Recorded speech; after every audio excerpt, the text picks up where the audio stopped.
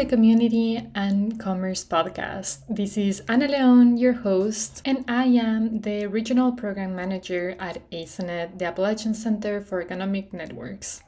Today is a special episode because we have a very important guest from the Ohio Department of Development. So let's start so you can hear all the great things she has to share with us today. Welcome to the podcast. Thank you so much for being here. We're very delighted with your presence and very, very excited about this conversation. So, to start, so our listeners can know who's in the room, I'm gonna ask you both to introduce yourselves, and maybe we can start with you, Jessica. Sure. So I am Jessica Sarver, and I am the Business Development Advisor with ACEnet. And my connection with MBAC is to just help with outreach in the Appalachian counties we serve and provide business technical assistance. Awesome. Yeah. So, would you tell us more a little bit about yourself, your name, what's your role, and just how your professional journey has been that led you to the position that you have now? Yes, my name is Shaundretta Boykins, and I have the honor of serving as the Manager of Outreach and Engagement for the Minority Business Development Division, who is the state partner to our MBACs across the state, our entire network. Have been in financial services for a total of 28 years. I started out in banking for 20 years. I've had every position in the banking center up to and including branch manager and vice president. I left banking. I went to do some nonprofit business lending through a company called ECDI, which is the Economic and Community Development Institute. I did that for a few years, left ECDI and went over to the Columbus Urban League, where I was a business consultant, helping businesses start up, stand up, and scale up.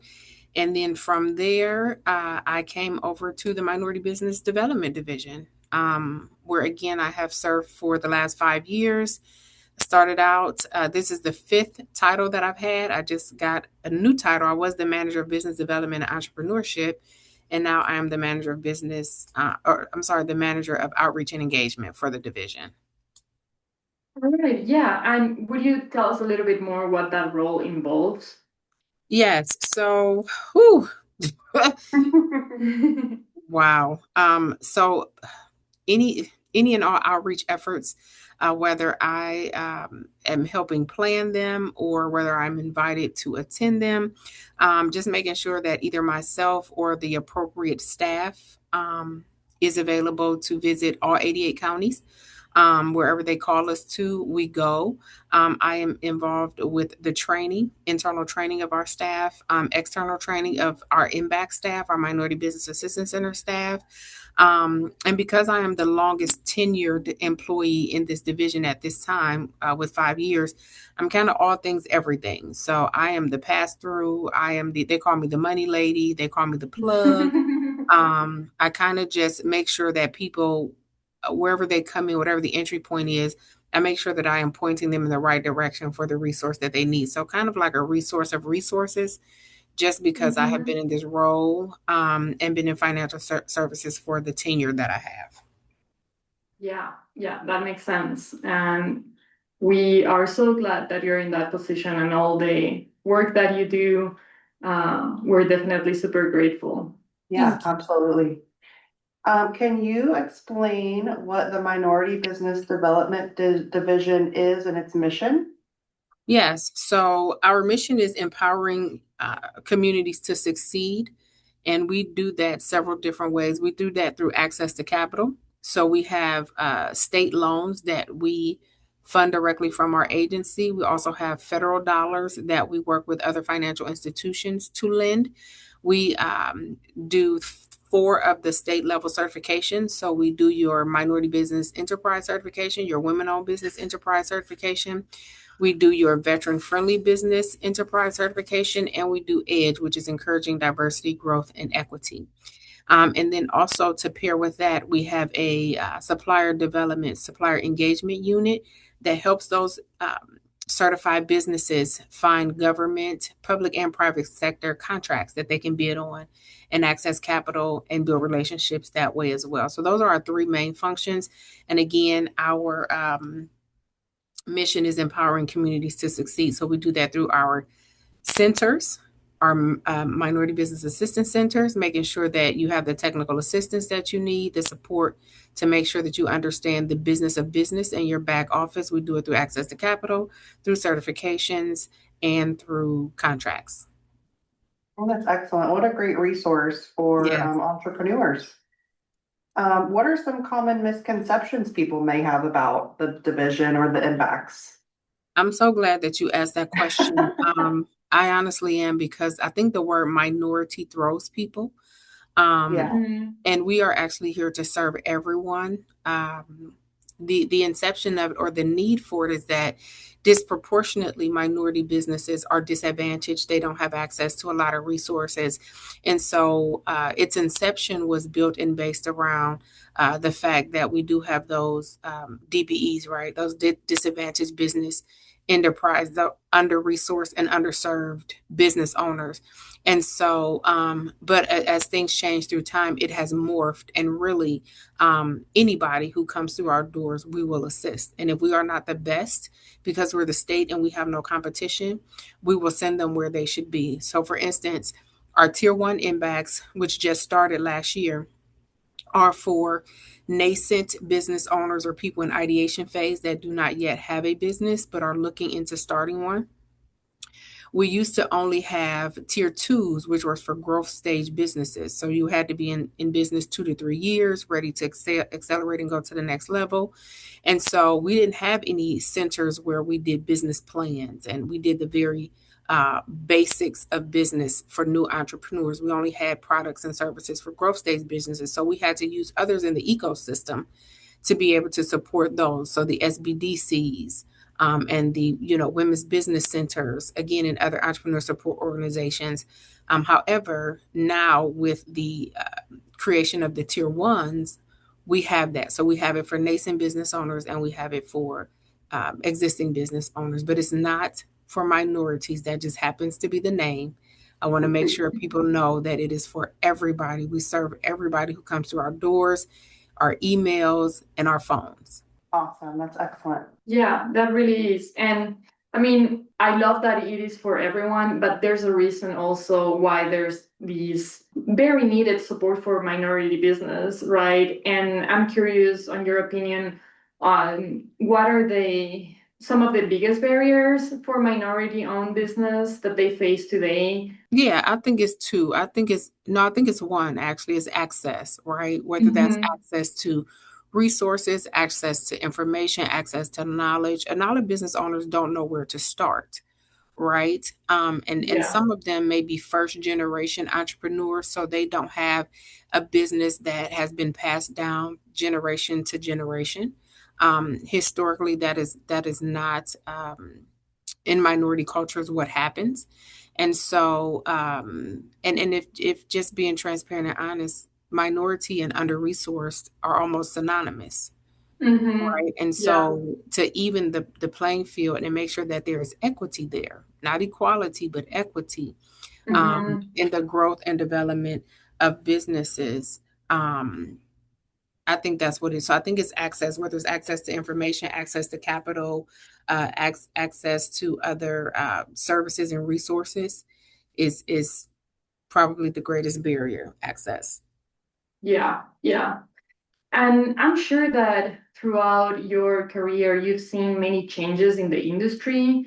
And we're wondering, what trends are you seeing among entrepreneurs? Sure. I think everything is pointing toward technology because it has to. And those things that are not, people are trying to figure out how to either recession proof or AI proof their businesses, or how to still make sure that they must have an element of humanity with technology. There's a lot of fear and trepidation with that. So people are really trying to either pivot to overcome what could potentially become a barrier if technology takes over the way that it is projected to. But I think that is the way that business is trending. They are replacing workforces and staff with technology. And so they're trying to really figure out how to make themselves indispensable with technology becoming a driving force in today's economy. Yeah, yeah. And with that in mind, what's some advice that you will give to someone starting a business? Yeah, my greatest advice to someone starting a business is not to do anything that they're passionate about, but to solve a Hmm. problem. Yeah. Yeah, I think that problem solvers, I had a mentor one time years ago, and this has stuck with me. I was paying him $500 a month to mentor me because I'm an entrepreneur as well. Hmm. And he taught me several valuable lessons, but the one thing that he taught me was, he said, if you want to be rich, solve a problem. If you want to be wealthy, solve a bigger one. Yeah. So I tell people, when you're passionate about something, you'll do it for free, but you're becoming an Hmm. entrepreneur so you can make money. And if Yeah. making money is the goal, don't do what you're passionate about because you'll wind up losing money because you'll give things away. So do Yeah. something that you're purposed for because I believe prosperity follows purpose, and then definitely solve a problem. Yeah, I love that. I love that advice. And I think that is such a key aspect of, I don't know, when there's the ideation, like answering that question, what problem are you solving with your That's right. business? Right. It's Mhm. key. And then like looking at a more developed business, someone that wants to scale, what kind of Mhm. advice would you give to them? I would say talk to an advisor, an accountant, an attorney to determine if you are ready for the next level of growth. Many next growth levels you have to borrow to achieve, but you want to make sure that you are in a position to do that. I'm a firm believer that you don't need money to start a business, you need money to grow one. And Mhm. so I think that they need to consult with a team to make sure that they have the infrastructure and the finances to be able to do that. And what does that do? What does that look like? And let's map that out before we take that plunge. Yeah, that's very important. And that's also similarly to what we do here and the kind of advice that we're giving to our clients. It's on point, honestly. Yeah, so just to help listeners understand what's available, you've kind of told us the three main areas that the development and MBAC helps with. So it sounds like you've seen quite a few business ventures over the years. Are there common mistakes that maybe businesses make when they're trying to access resources or trying to scale? Yes, one of them is transparency, right? I think is the greatest opportunity amongst business owners, whether they are new to business or whether they are trying to scale their businesses. And that's transparency in everything, but specifically and particularly their finances. Right. So we have some funders that will fund you in ideation phase. There's been no proof of concept unless you've done that on your own. There's been no feasibility study. But if you have a good business plan and you have decent personal financial resources, then they will give you money. And so that can be challenging for some, rewarding for others, getting that opportunity. Again, but the education has to be there because I've told people I can find you some money, but what are you going to do with it when I find it for you? Do you have a plan? Do you know what's going on? And then for businesses that are scaling, definitely, their taxes, their financials. When I go into a room and I'm teaching or I'm educating, I ask the people, I said, raise your hand if you like to owe taxes. And nobody raises their hand except me. And I tell Mhm. them, and they're like, you like to owe taxes? I know I love to owe taxes because if I owe taxes, that means I'm making money. I don't like Hmm. to pay them. Nobody likes to pay taxes, but I like Right. to owe taxes because that means I'm making money, right? So, um, there's people who are trying to scale, but they're taking the maximum deductions. And that's why you need a team around you so they can advise you properly. If you know that your business is time for it to scale for about 2 or 3 years, you want to stop taking the maximum deductions because you want to be able to show on your taxes that you're making money and you can afford to assume this debt. So just being smart and trusting advisors and understanding, being real with yourself, understanding that if you were an accountant or a CPA, that would be what you would be doing. But since you're not an accountant or a CPA, hire one so that they can Mhm. advise you. If you're not a business advisor or business coach, hire one or go to our free services and resources at our MBAC centers and implore the help of one so that you can learn that part of your business. But when you start out in entrepreneurship, you are the cook, the baker, and the candlestick maker. But one thing about Ohio is we're so blessed to have such an ecosystem where there's a lot of free support. Now, you can't trust it all, unfortunately, so you have to do your due diligence, but there is more free right support than there is paid for wrong support. So you want to make sure that you're doing your due diligence, doing your research, and imploring the help of people. And I always tell people this, and I'll land my plane here. I say, whatever type of entrepreneur you are, those are the entrepreneur support organizations that you want to be a part of. So if there's a minority business assistance center and you're a minority in business that needs assisting, then you should be a member of the Minority Business Assistance Center. If there's a small business development center and you're a small business that needs developing, then you should be a member of the Small Business Development Center.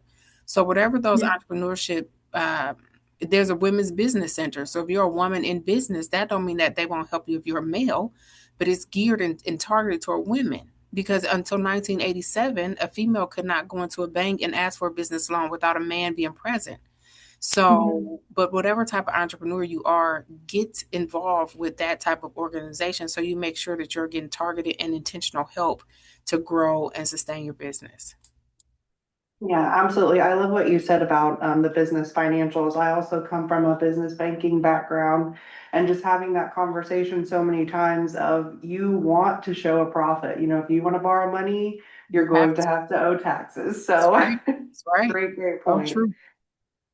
With the financing, are there any grants or financing opportunities that you think entrepreneurs should know about?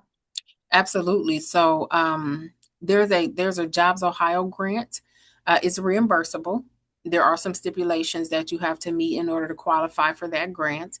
And honestly, that's the only one in Ohio that I am aware of that's not a niche or a private sector grant, right? So on the business side, that Jobs Ohio grant again is one that is reimbursable, meaning you have to spend your own money up front. And then if it is a qualifying expense and you qualify, they will reimburse that for you up to $50,000. And I would be remiss if I didn't discuss the state's programs for many Mm-hmm. reasons, but two reasons is that I created two of those loan programs, and another reason is because we have the lowest interest rates in the galaxy. You don't get any better than 0% interest or 1.5% interest. And so our loan programs are definitely something to look into. And because I'll give you a third reason, we don't take into consideration your personal credit. So we don't pull your credit. We don't ask for your social security number. We are simply looking at the health and wealth of your business and your ability to repay the debt. We are still fiduciaries of state taxpayer dollars, and we want to make sure that we are doing right by our taxpayers, and that is the money that we are lending out. And so we want to make sure that we are not putting any bad loans out in the street. And I won't say any because some things happen and we can't, stop them from it. But we do try to provide all the resources we can and do our due diligence up front so we don't have a lot of bad loans on our books.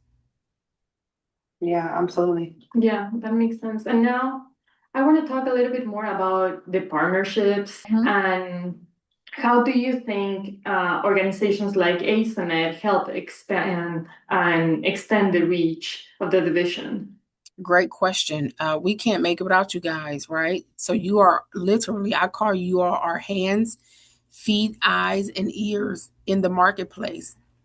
It's me and George here on the outreach side who has to cover all 88 counties from an outreach and engagement perspective. And so Mhm. if we didn't have the ACEnets and the other 14 MBAC centers in our network, there would be no way. And here's the truth, there's still room to grow, because even when I go out now and I'm in these big rooms and on these big stages and we have these crowded rooms and I talk about our programs, I always get several people that say, I never heard of this before. I've never heard of this before. We have a Yeah. loan program that's as old as I am. It was born in 1979, and so was I. That's our minority direct loan. And people are like, what? I've never heard of it. And it's been around. That we did the first one. It was born in 1979, and we did the first one in 1982. And we're still a secret. We're still a mystery. So your role as Mhm. entrepreneur support organizations and involved in our network with our partnership together is critical and crucial, because you can either bring us there to have conversations with your business owners, or you can send them to us. And what we're doing on this Zoom call, we can do for them and have that one-on-one individualized conversation as well.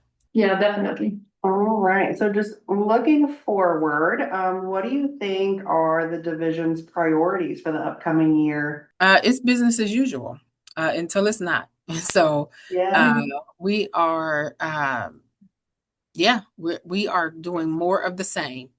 Our one of the priorities which we already accomplished was to make sure that we add um, some additional MBAC centers, tier one MBAC centers.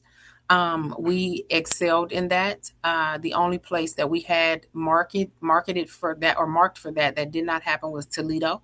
We do have a tier two in Toledo, but still no tier one in Toledo. But to add 4 additional MBAC centers is huge. We may consider rebidding Toledo out, which means we may look for Toledo again to find an organization to host a tier one there.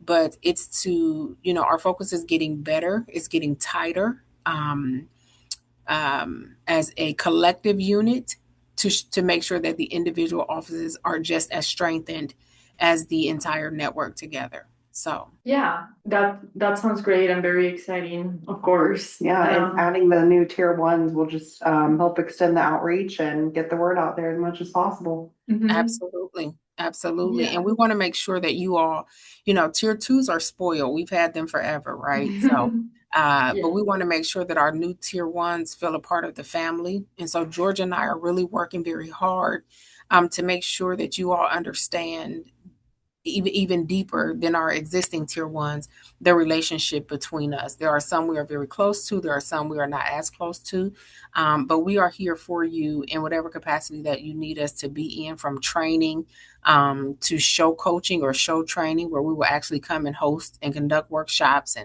and just be there in support of whatever you need. And hopefully we get to a point where you are able to be just as proficient as we are, and we don't necessarily have to travel. We will in support of you, and we will come if you are presenting as well. But we want you all to feel comfortable with the information, disseminating the information. The compliance side is one thing, but then the customer side and the customer experience is totally different. So we want to make sure that you are well rounded, that you feel supported, that you know that you can. All of the MBAC directors and some members have my personal cell phone number. So that's just to give you an example. That's how close I am to them. Right. And they call me on the weekends and they call me after work hours, and there's never an issue because we're family. Yeah, and I was thinking through your whole experience, you probably have many different stories, but we wanted to ask you, do you have a favorite Ohio small business success story that you can think of that you can share with us? I have a million of them, but I will talk about this one because this is my friend. She has become she almost kind of has become family. And so when I was at Chase was the last bank that I worked at. When I was at Chase, she was, she marches by the beat of her own drum. She does. She just does what she wants to do. And so I used to get on her about taking advantage of some lending to grow and scale her business. And she came from very humble beginnings. And when I left Chase, she didn't do anything. She didn't budge. She would come in and get her change order, and she would make her deposits and go back out. And so when I got to ECDI, she was actually a client at ECDI. So whoever she was working with, I stole them away from her, and I made sure that I took care of her. And so, Every time she needed some money to go to the next level or whatever the case may be, I would make sure that I found her some money to go to the next level. And then when I left ECDI and I came over when I got to the Urban League, I kind of lost touch with her. But when I got to the state, and I created a loan program, I called her and I said, hey, we have this loan program over here and the interest rate is 1.5% if I can get you certified. And she was like, well, I'm already overextended, to be very honest with you. I'm already overextended with the money with the loans that I have. Now, if I could refinance this debt, I would put myself in better position. So I said, well, here's what we need to do. We need to get you certified. We need to make sure the financials are tight. Your taxes are good. Everything looks good. And she said, I did listen to you on that when I was at ECD. I cleaned up my back office. Everything looks good. So at this time, it was a Tuesday, and I had reached out to my chief at the time. She came into my office and I said, hey, I said, I was thinking that women tend to be the shoppers of the family. And because of that, they have lower credit scores. And because of lower credit scores, they have higher interest rates. And because of higher interest rates, they have higher payments. And because of higher payments, they have worse cash flow. I said, if we could possibly look at refinancing high interest business debt under this women's business enterprise loan, that would help our women business owners. This was on a Tuesday. She said, I don't know. I can ask. The decision meeting is Thursday. I'll ask and I'll let you know. Well, when we got back in the office on Friday, she congratulated me and said that they approved the refinance of high interest business debt for women. And so I called this client. I almost said her name. I called this client and I was so excited. I said, listen, I can improve your cash flow, free up some money for you to be able to do some other things. At the time, she was in a predatory loan that she was paying $68,000 a month on 500,000 on $500,000. She was paying $68,000 a month, interest only. And so we put everything together, told her everything that she needed to do, got her certified, got all her financials in order. She came to the decision meeting, went through the underwriting process, came through the decision meeting. They approved her. So she went from paying $68,000 a month to less than $55,000 a year. We refinanced that $500,000 at 1.5% interest for 10 years.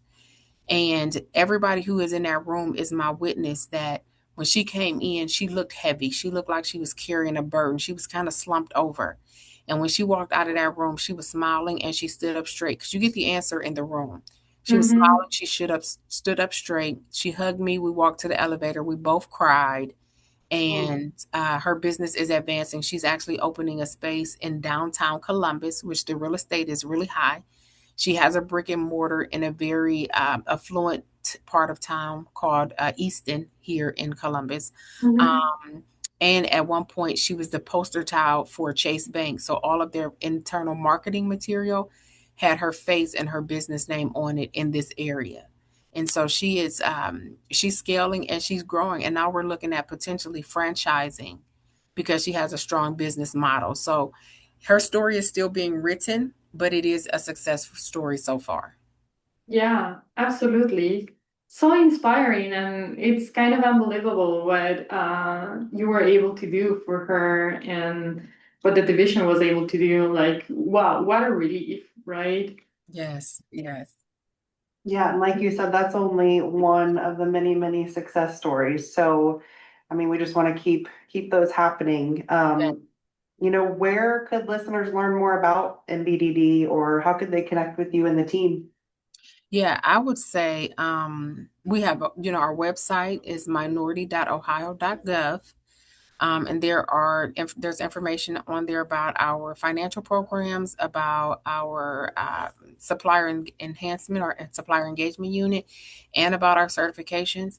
I am always reachable. I'm typically the first stop or the first step before I refer them to wherever they want to go or need to go after we go through our discovery session. So email is always appropriate. If you are looking at the screen, is my first name with a dot in the middle, my last name, at development.ohio, spelled out, not OH, Ohio spelled out, .gov, G-O-V. So an email works best. I will not give you a phone number because I'm typically never at this desk. I'm out outreaching.